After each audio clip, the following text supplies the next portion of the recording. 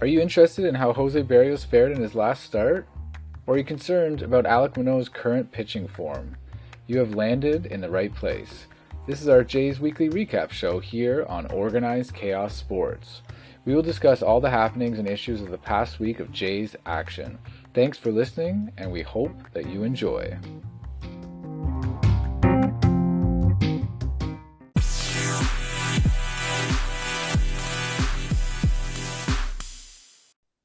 All right, Jays weekly review coming off two big series.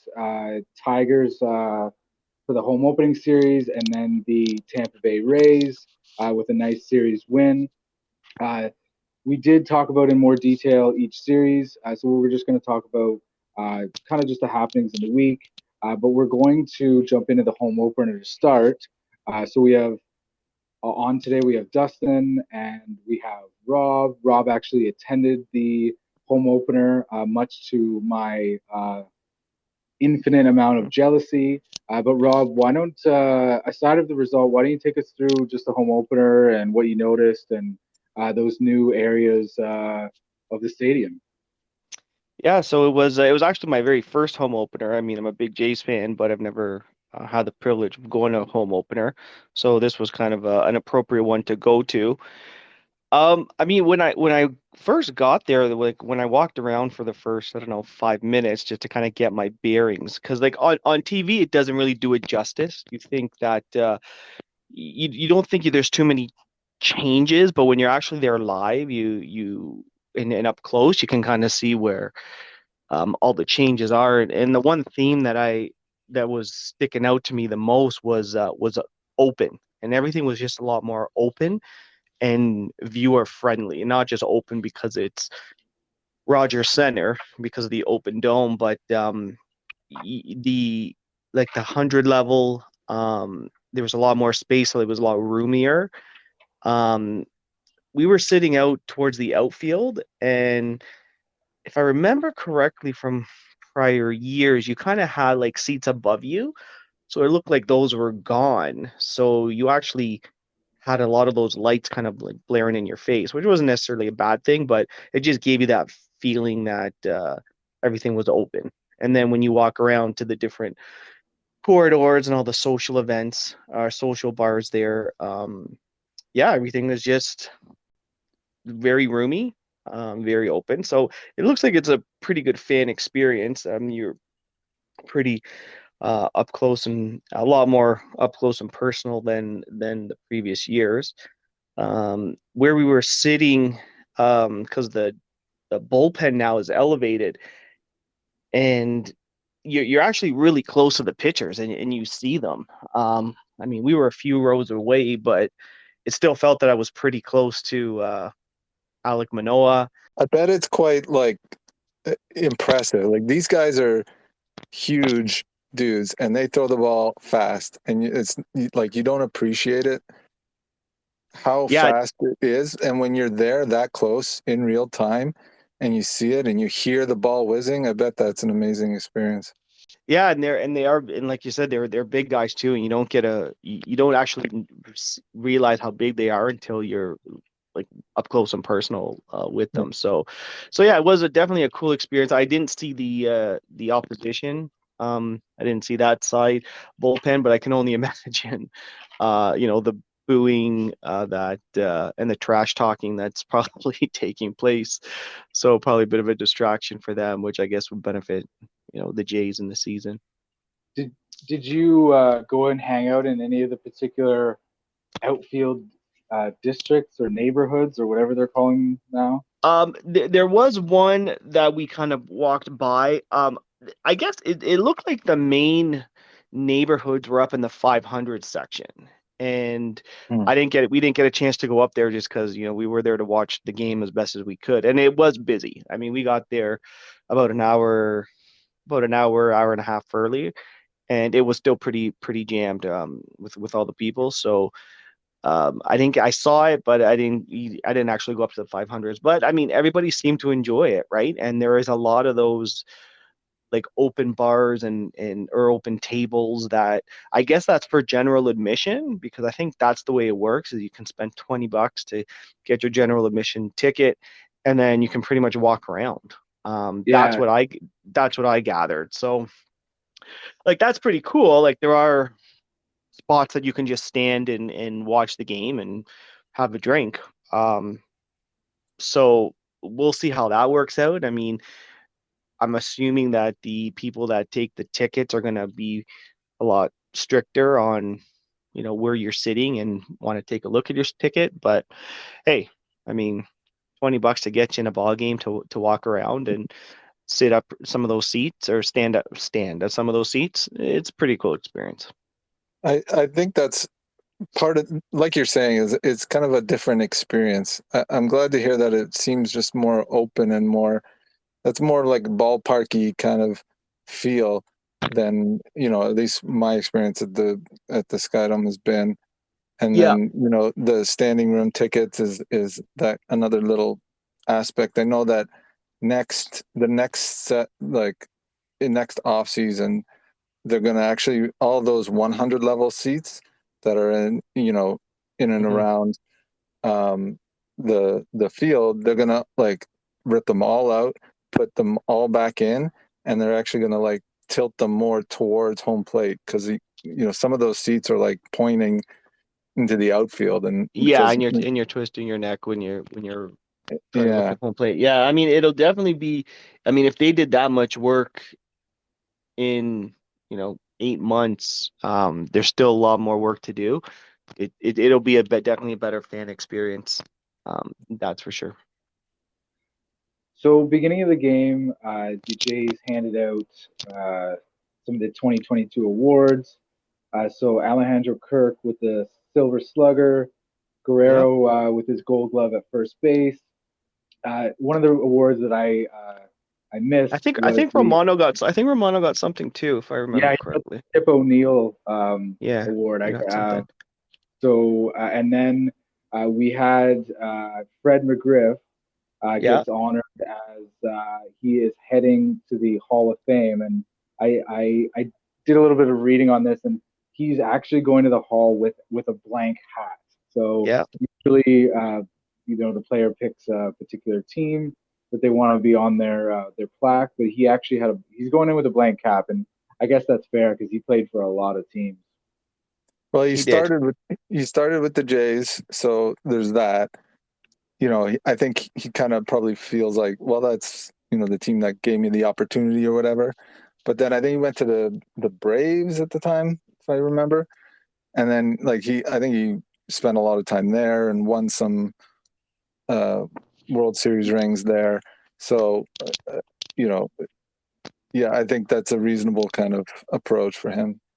And he was definitely a fan favorite. I mean, a lot of people he got a lot of he got a good ovation, and people that remember the late 80s, early 90s, they remember Fred McGriff. And like I said, fan favorite. And yeah, I think it was very appropriate for him to throw out the first pitch. I mean, given that he is Hall of Fame, but that he was a beloved former Jay. Definitely. Of a non-baseball note, I was wondering if the anthems were sponsored by CHFI because it was like a soft rock. It's like soft rock anthems. I was wondering what was going on. You know what though? They were actually pretty good. Like hearing Yeah, them live, I was actually pretty impressed. They sounded a lot better. I don't know how they sounded on TV, but they did sound pretty good live. And of course, that flag is huge. That the Canada flag that they put out on the field. It's like wow. I think there was about 250, 300 soldiers holding that flag. So Yeah, it's a yeah. big thing. But everybody loves it. no, So they put on a show. in terms Go ahead.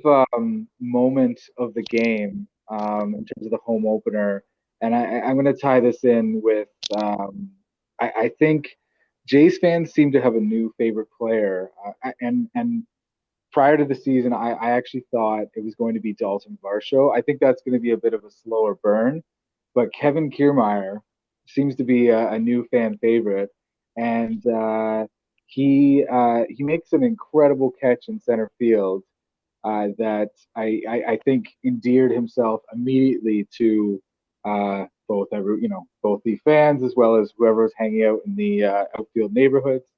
But I wanted to talk about him a little bit, what he adds to the Jays, and and maybe we could like hit on why everyone seems to have really taken love to him. I Uh, think there's always like that one player that, he may not be the best player, he may not be you know, the superstar, but just everyone falls in love with the personality. I think Kiermaier's that for this year. I mean, we've seen it in the past with what was his name, Munenori Kawasaki, right? And there's that famous "monkey never cramps" meme that everyone laughs at. I think Kiermaier is kind of that guy this year. yeah, I mean it's the fact that he was with Tampa. I always remember when they would play the Tampa series, he was like one of those Jays killers, right? There's a couple of guys, and I mean, um, when Marcus Simeon came last year, I remember I was so happy when they signed him because every time this guy would come to the ballpark and play the Jays when he was in Oakland, he would just like always destroy the Jays, whether it was offensively or defensively. And I feel Kevin Kiermaier was one of those guys as well. Every time he played, he was always getting hits or just making spectacular defensive plays. So nice to see him as a Jay. He seems to be pretty popular. I mean, he fits in well. I mean, one thing that I thought about after he made that catch on the home opener was like, this ballpark's got to be made for this guy. Like, it's not super spacious, so he's got a bit more room to maneuver, but also hitting, right? It's definitely going to be a hitter-friendly park. So sounds like he's going to fit right in. Also being like at the bottom of the lineup, number 9, and then he's potentially getting on base for the big guys, George Springer and Bichette and then Vladdy, right? And he's got a ton of speed, and those bigger bases probably hopefully make it easier for him or make it easier for the team just to know me to score more runs. So I think he's definitely going to be a fan favorite. But the one thing I will say is when they were introducing the starting lineup, the biggest pop that I heard was for Alejandro Kirk. Oh, really? I know, I was shocked. I was like, I'm not sold on him yet, but I mean, even though he's an all-star, that's just me. But he got the biggest pop out of, I mean, okay, maybe other than Vladdy, but I think it was more than Kevin Kiermaier, more than Bo Bichette. The fans just loved him. And even one of the guys I was sitting with, he was wearing his Kirk jersey. They love the guy. So fan favorite? I don't know. I mean, he might be the sleeper this season, but yeah, everybody loved him. Well, I guess we'll have to keep tabs on that one. I didn't quite think of Alejandro Kirk being a fan favorite, but he does seem to have timely hits and has a bit of power in his bat. I Um, I, I, I totally agree. I, I didn't see it. I'm just telling you what I heard. all right, that's cool. That's cool. Hmm? I'm hoping that Kevin Kiermaier is not a fan favorite for the same reasons as Kawasaki was.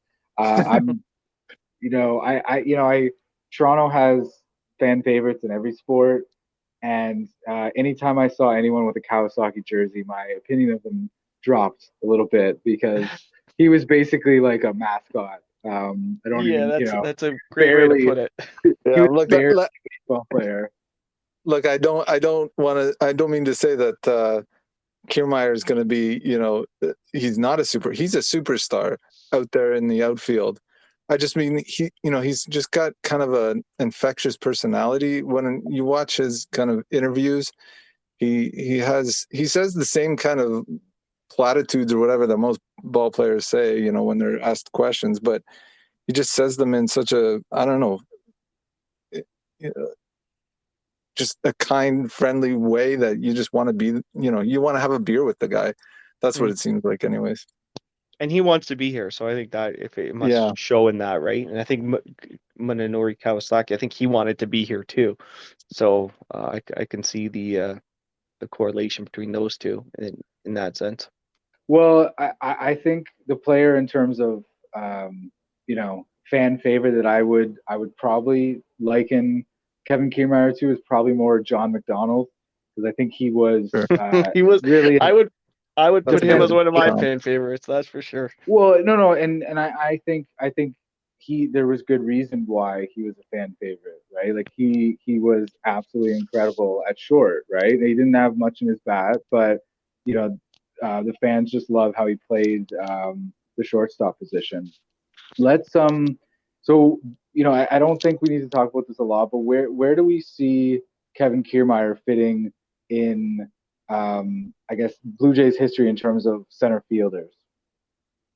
So I made a little list that I could think of in terms of good outfielders, center fielders, defensive anyways. So we got Devon White, Mm-hmm. Vernon Wells, Mm-hmm. Jesse Barfield.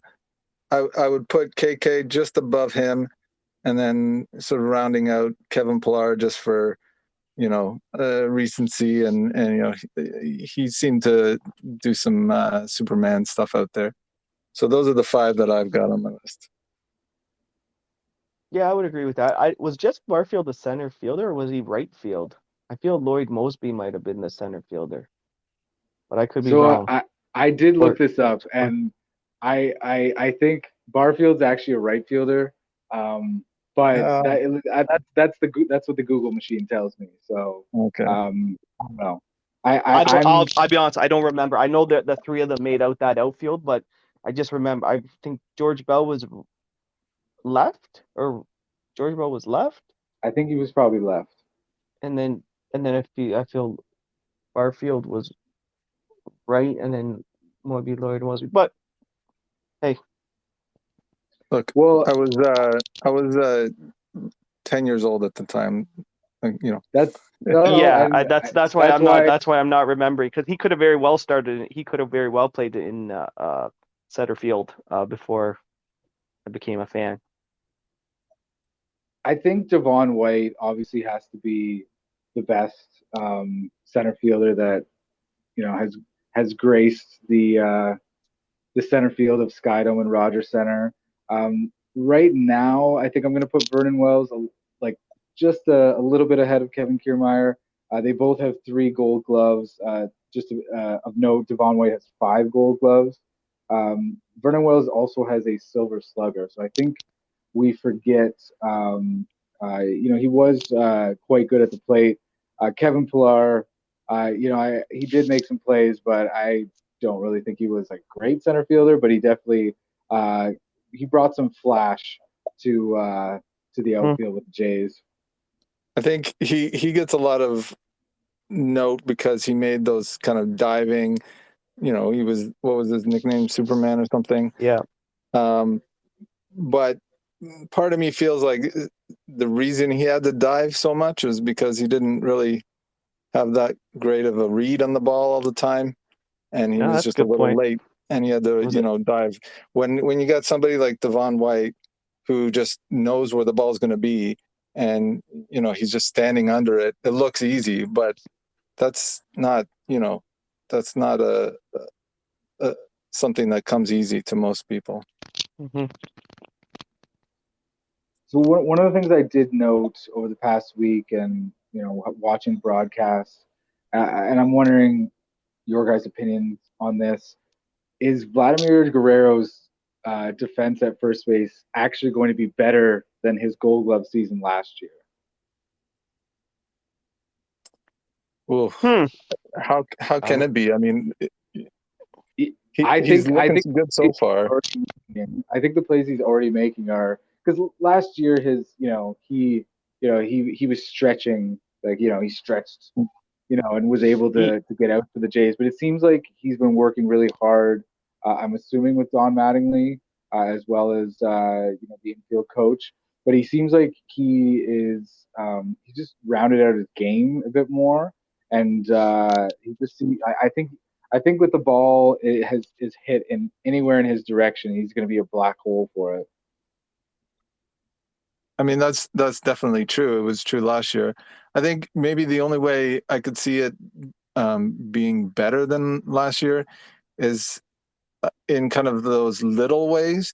something that they mentioned on the broadcast the other day, and I didn't notice, but they have him like when he's getting set for the pitch, he kind of makes a little fake move back to the bag, and the intent for that is to make the runner on first. Like he does it when there's a runner on first, and make the runner think that oh, he's going to go back for a pickoff, and that there's a little hesitation in the runner and maybe doesn't get a good jump or whatever. So maybe little things like that he can improve on. So it'll be small ways that he'll be better, if at all. I think part of it too was like it did look flashy because he was doing all those like stretching, you know, but I think that was also part of, you know, Bo Bichette not throwing the ball right at him, right? So, is that good defense? Well, I guess so, but I mean, when the ball's not being thrown to you, you kind of have to stretch a little bit more, lean a little bit more. So, I mean, hopefully Bo's defense will be better this year and we won't have to see that much stretching from Vladdy. But I mean, defensively, he seems to be comfortable there. So, um, and as he becomes more mature, that I think he would get better. Um, that's what I would hope to see. Now, the Rays series, we had two pitchers that came into this season with a lot of question marks. So I want to talk about Jose Barrios as well as Kikuchi. We'll kind of separate them a little bit. Barrios, so far, I'm just going to go through his, I guess, his pitching line up to now. So he's 1-2 with a 7.9 ERA, 18 strikeouts, 3 walks, and a WHIP of 1.5. And I thought his performance on Friday, I was a little bit, I guess, leery, sitting down because I didn't really know. You have the 13-0 Tampa Bay Rays coming into town, and I would have hoped there would have been a different pitcher to start out that series. But to be honest, I don't think you could really ask for a better performance than what he showed. Yeah, I mean, No, he pitched well. I mean, he got a couple knocks. I mean, he got hit on the foot and hit on his left knee. So, hopefully he's okay and he'll be able to bounce back from that. But yeah, I mean, when you get a win and you can go, at least 5 innings, that's what they need. So hopefully it's going to be a better performance than what he did last year in the first two starts. I mean, look, we have this guy till 2028 on this Mm-hmm. team. Mm-hmm. They need him to be this guy that we saw in this last game more often than the guy we saw in the first two games. I think he can do it. He's been so consistent. Like before he came to the Jays, he was every year, you can count on him to be sub, 4, a 3.5 ERA kind of guy. I'm hoping that last year was just an outlier. We see that he can do it, and he just needs to, I think we've been talking about it in other episodes. He just needs to get his fastball located on the corners, on the edges, and make sure he can get, movement on his two-seamer fastball. Everything else plays off that. He needs to do that, and I think he can have this kind of success. That's exactly what he did here in the last game. Well, last year he did have 12 wins, so he was second on the Jays, or tied for second on the Jays with wins last year. And I think I've described his pitching lines to be very strange because he doesn't, usually when you see a pitcher that allows a lot of runs, a la, earlier today, Alek Manoah, Yeah. you usually see a considerable amount of walks, and Alek Manoah had more walks in today's game. He had 4 walks than Barrios has had all season. So he seems to be able to strike guys out. It's just making sure that when he does throw a fastball, he doesn't just leave it over he doesn't throw a meatball essentially. It's right over the middle of the plate. I think last year too, if I remember correctly, he wasn't getting a lot of run support, I think. So he was losing games, but that's also the Jays bats weren't really protecting him either. So that might, I don't Yeah, know if and that counts that could for have been it. anything. There was also, I mean, I remember there was a lot of conversation about uh, him tipping pitches. Maybe they gave him like a mouthpiece because he may have been doing something with his mouth or something that was tipping pitches. But I don't know whether that's a real thing or not. No, yeah, that's a good point because he does have that mouth guard, so Yeah, they can pick up on something.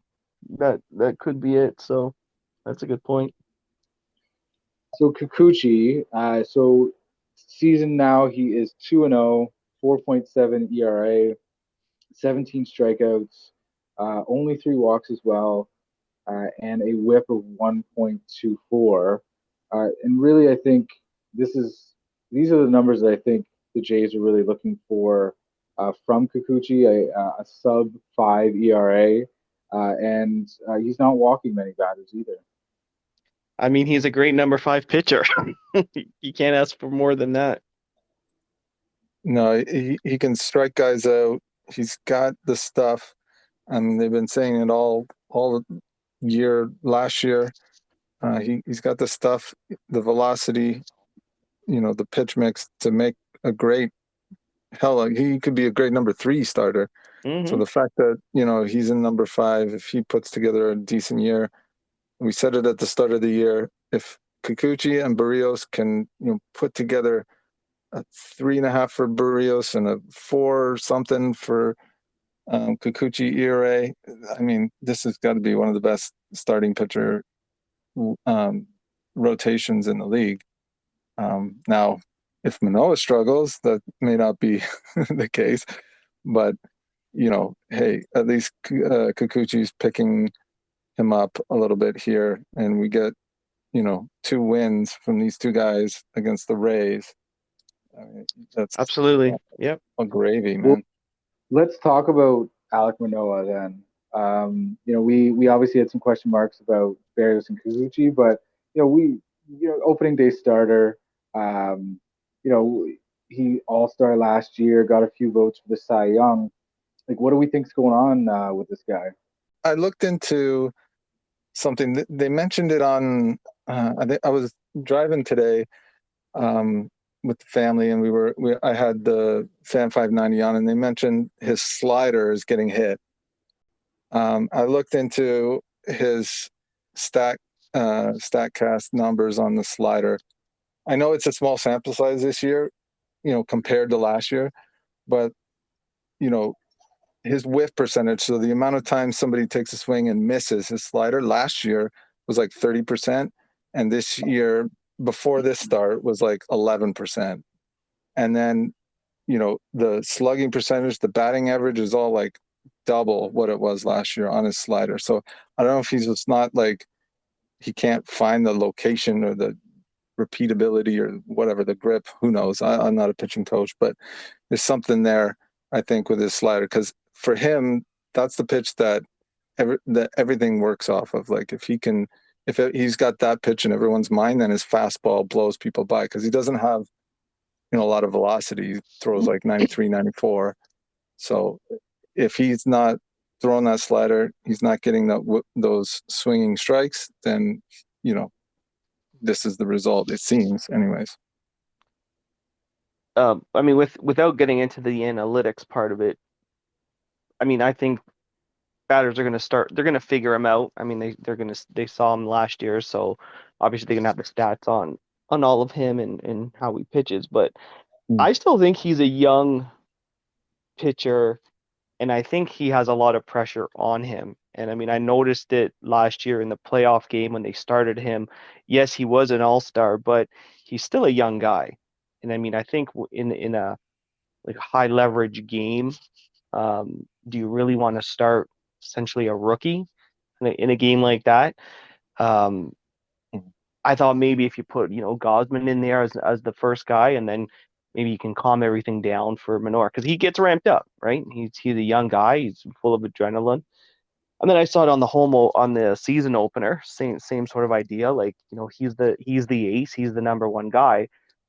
A lot of pressure for a 20-something-year-old. And then again on the home opener, right? A lot of pressure, new field, stadium's full.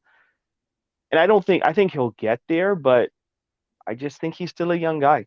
And I think they're figuring him out, and he just needs to.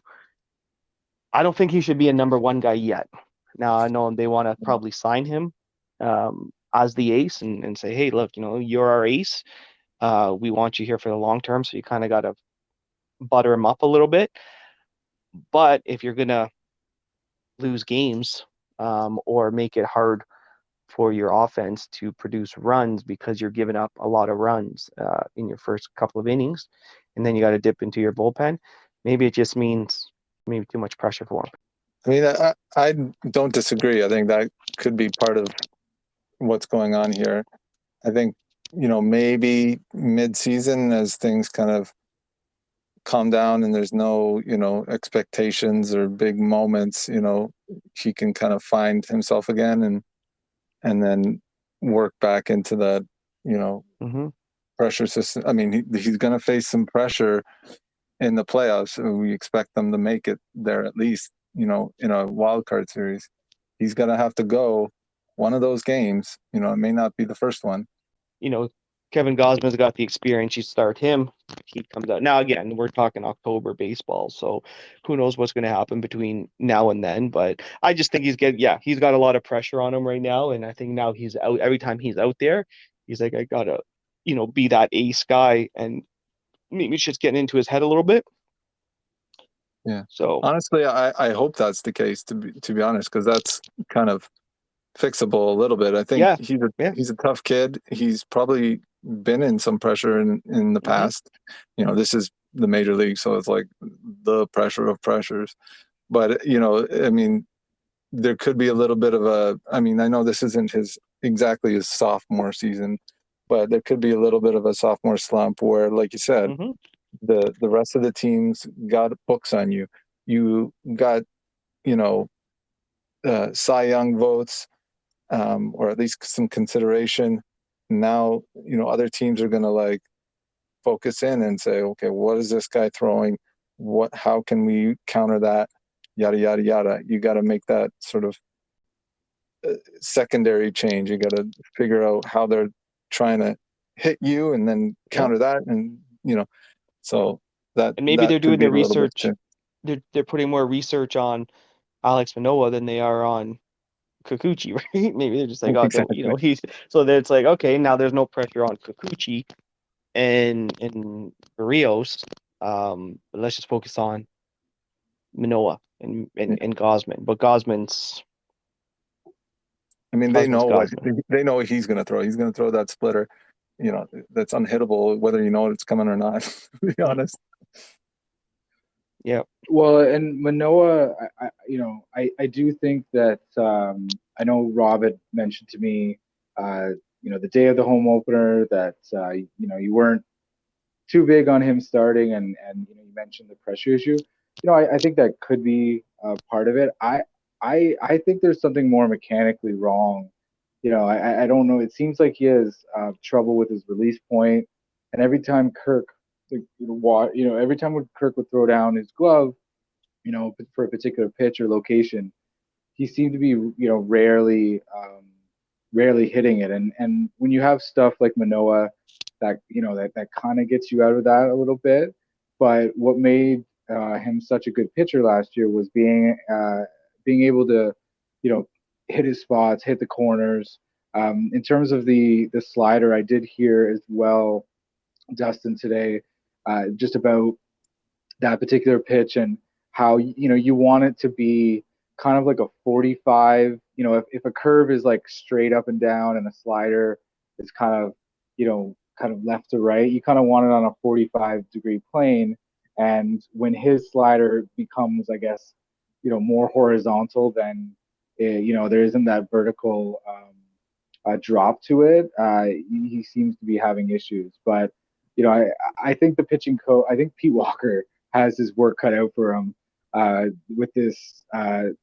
With the pitchers, as good as I think they are, you have Barrios, who seems like we don't really know what we're going to get from him week to week, and hopefully he can get over that. And now we have Manoa, and he's going to have to respond. Like the upper echelon pitchers in the game, uh, they will get setbacks, and they have to overcome them. And you know, um, either they develop new pitches or they get better throwing pitches, their own pitches themselves. But I think he's going. It looks like Alek Manoah is going to face some challenges this year. Now, I think he does have the makeup to overcome them, though. Yeah, Now, and it's still a long season, right? So it's a very long season. Now, I did want to move on to we talked about favorite players or fan favorites earlier. I wanted to talk about a player that seems to be he could be a possible whipping boy this year, Brandon Belt. So at the home opener, he actually had a 3-hit game, and yeah, I, yeah, I yeah. said to Dustin on a previous station to station episode that that was key for Belt. Like I think a home crowd needed to see him, making good contact and Hmm. getting on base, and because he's coming off a knee injury and subsequent surgery, and he seems to be probably one of the biggest unknowns on the team right now, and I was, as a joke, I was going to keep up with his strikeout tally, but he is That's a, he's 10 strikeouts off the major league lead. So I'll give that one a rest for a bit. yeah. But We were joking around when he came up. We were just like, okay, well, is he gonna strike out or is he gonna fly out? So it yeah, a little bit tough to watch, but I don't think he got off to like he didn't get as much spring training. I don't think he got as many reps in as everybody else. So I think he's just getting off to a bit of a slow start. But yeah, he is older. He is coming off that surgery, so maybe he needs a little bit more time to warm up. And hopefully he's getting his swing. He's getting into his groove now. But I think he just got off to a late start. At least I hope that's what it is, because if not, I think is he 2 years? Did they sign him for 2 years? I think it was a 1-year deal, Yeah. One? Because like I know one Kier year, because like 9 million. isn't Kiermaier 1 year as well? I believe so. Yeah. So I mean, when just kind of going back to the Kiermaier thing, that's the one thing about a fan favorite is as much as you want to, I don't want to invest too much in that, because if he's not here next year, like Marcus Simeon, then you just get heartbroken, right? So you hope he does well. You hope he helps them win a World Series, but he's not a jersey I'm going to be buying this year. Yeah, I'm not gonna buy a belt one either. I think I think I would only buy a belt because it's number 13, Oh, there you go. but that's it. Yeah, without the name on it, and then yeah, I think Brandon Belt. I know that he's had a positive kind of OPS for a long time. He's an established hitter. One thing we know about him is he can hit. I know he's only a year out from hitting 29 home runs at his age 33 season. That may be an outlier. Maybe the hit or the knee or whatever that is going to cause him problems for a long time. We'll see.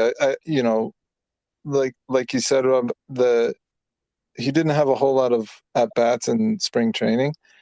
That's probably, I think, mostly due to because he's a veteran, and I think he kind of told him like, I don't really need a whole lot of at bats. So a little bit of his fault there, if that's the case. Hopefully he can warm up, and the one thing is, like, this team isn't really relying on him Hmm. to be the guy. So if he can come off the bench and hit a few dongs here and there, I think the fans will be okay with him. If And he's coming off the bench and striking out every time, then he's going yeah, to you get have it. to like know what his role is, because he's also like a lefty, right? So Mm. I think part of the idea is to break up the order and kind of make the pitcher uncomfortable. You got a righty, and then you throw a lefty in the air, and then he's like, okay, now the pitcher needs to adjust, and then you have another righty coming up. So, I mean, everybody has a role to play, just like the bullpen, right? Like Trevor Richards, like his role is not to come into high leverage games. His role is to just come in when they're like losing really bad or winning Yeah. by a large amount. So Belt, I think, is sort of that same. His role is just to come in there, make people feel uncomfortable as a left bat. Get a couple hits. I mean, yeah, more of a home run hitter because he does not run well. Watching him run is painful, but that's his knee. So yeah, I mean, you hit it, you get a fly. I mean, I think that was part of the key at the beginning of the season is, they had runners on base, and all he needs to do is get a fly ball out in the field just to get that runner coveted from third, and he wasn't doing that, and I think that was the frustrating part. But if he can get to that and just drive in that, one or two extra runs, that's it. If that's his role, hey, as long as he does it, we'll be good. Well, I think we're going to see a lot of Brandon Belt the next 3 games, as every pitcher the Astros are throwing at us will be a righty. So I think we didn't really see a lot of him in the Rays series, especially today, as Clanahan is a hard throwing lefty. So I think, but we are going to see him in the next few games, I think. Yeah, Along with the other DH. lefties they brought in. So Right. I want to talk, before we wrap up, I want to talk about just this Rays series and maybe some takeaways from it. Dustin predicted a 2-1 series win, another correct prediction. But I was a bit leery based on the pitching matchups we were throwing out there the first 2 games. But Of course. we have some takeaways, from this series. Well, I think the games that we won were not the games that I expected to win, to be honest. Well, at I least agree. one of them. I thought that Barrios would lose and we'd win the other 2. But, so the takeaways are, for me, one, that I think this is a much more well-rounded team. We joked in the last episode that the Blue Jays raised the Rays, so they can hit, they can pitch, they can do the base running things on. They can do every little thing, kind of just above average. That it just makes them dangerous, and they can win games in a lot of different ways. So that's what I took away from the series. Yeah, I mean, it's nice to know that they can beat a team, well, the best team in baseball. I mean, they broke their streak, so the fact that they're doing, like Dustin said, everything right, and if they're pitchers that, if you're a number 4 or 5 pitcher are beating them, that's a good takeaway. Yes, I know their number 1 pitcher didn't beat them today and actually destroyed them today, but could have just been another off night. But they seem to be on the right track. We'll see how they do when they go to the Trop, because that's never been a friendly place to the Jays. But hey, in the new Rogers Center, seems to be doing well. So, All right, well, let's wrap that up here. Thanks for joining us, Dustin and Rob, and thanks for everyone for listening.